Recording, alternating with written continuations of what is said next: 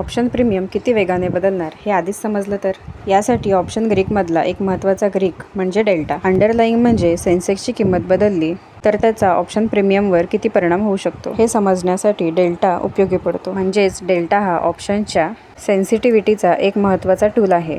Sensex फक्त 1 point हलला तर तुमचा ऑप्शन प्रीमियम किती बदलेल याचं उत्तर आपल्याला डेल्टामधून मिळतं. सोप्या भाषेमध्ये सांगायचं तर अंडरलाईंग प्राईजमध्ये बदल झाला तर ऑप्शन प्राईज किती बदलू शकतो याची सेन्सिटिव्हिटी डेल्टा सांगतो. त्यामुळे ऑप्शन बायर्ससाठी डेल्टा समजून घेणं खूप महत्त्वाचं आहे. डेल्टा कधी -1 असतो, कधी 0 आणि कधी +1च्या जवळ असतो. असं का? कॉल ऑप्शनचा डेल्टा साधारण 0 ते +1च्या दरम्यान असतो, तर पुट ऑप्शनचा डेल्टा -1 ते 0च्या दरम्यान असतो. ATM ऑप्शनमध्ये डेल्टा साधारण मधल्या रेंजमध्ये असतो. स्ट्राईक ITM किंवा OTM होत गेल्यावर डेल्टाची व्हॅल्यू बदलत जाते. कॉल आणि पुट दोन्हींचा डेल्टा सारखा असतो का? नाही. कॉल ऑप्शनचा डेल्टा पॉझिटिव्ह असतो, कारण सेन्सेक्स वर गेला तर कॉल प्रीमियम साधारण वाढण्याची शक्यता असते.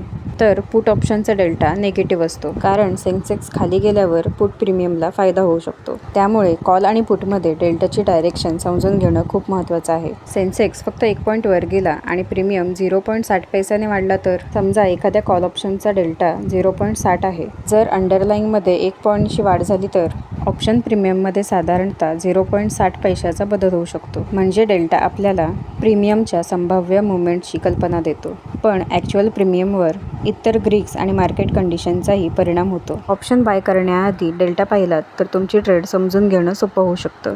डेल्टामुळे आपल्याला ऑप्शन्सच्या प्राईज मुवमेंटची सेन्सिटिव्हिटी समजण्यास मदत होते. त्याचा उपयोग ट्रेड प्लॅनिंग, रिस्क मॅनेजमेंट आणि काही हेजिंग स्ट्रॅटेजीमध्येही केला जातो. त्यामुळे ऑप्शन ट्रेडरसाठी डेल्टा हा फक्त एक नंबर नसून डिसिजन मेकिंगमध्ये उपयोगी पडणारा इंडिकेटर आहे. डेल्टा पाहून ऑप्शन ITM होण्याची प्रोबॅबिलिटी कळते का?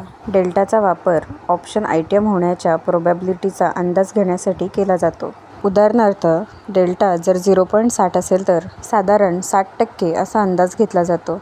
पण ही एक्झॅक्ट प्रोबॅबिलिटी नाही. मार्केट कंडिशन्स बदलल्यामुळे डेल्टा आणि ॲक्च्युअल आउटकम दोन्ही बदलू शकतात. तुम्ही डेल्टा एकदा पाहिलात आणि तो कायम तसाच राहील असं वाटतंय का? असं अजिबात नाही. सेन्सेक्सची प्राईस बदलली की डेल्टासुद्धा बदलू शकतो. एक्सपायरी जवळ आली की डेल्टामध्ये अधिक बदल जाणवू शकतो आणि व्हॉलॅटिलिटीमुळेही त्याच्या मुवमेंटवर परिणाम होतो. म्हणजे डेल्टा हा फिक्स नंबर नसून एक बदलणारी व्हॅल्यू आहे. ITM, ATM आणि OTMमध्ये डेल्टा कसा बदलतो हे एका उदाहरणासह बघूयात. साधारण ITM कॉलचा डेल्टा +1च्या जवळ जाऊ शकतो. ATM कॉल मध्यम रेंजमध्ये असतो आणि OTM कॉलचा डेल्टा 0च्या जवळ असतो.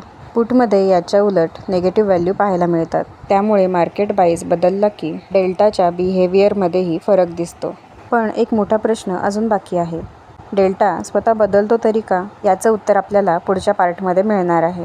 गामा म्हणजे काय आणि त्याचा नेमका डेल्टाशी काय संबंध आहे? त्यामुळे बिगिनर सिरीजचा पुढचा पार्ट नक्की बघा. आजचा डेल्टाचा पार्ट उपयोगी वाटला असेल तर कमेंटमध्ये डेल्टा क्लिअर नक्की लिहा. व्हिडिओ लाईक आणि शेअर करा. नेकबाईट ट्रेड सबस्क्राईब करा आणि माझ्या टेलिग्राम चॅनलची लिंक डिस्क्रिप्शनमध्ये दिलेली आहे, ती नक्की जॉईन करा. भेटूयात पुढच्या भागामध्ये.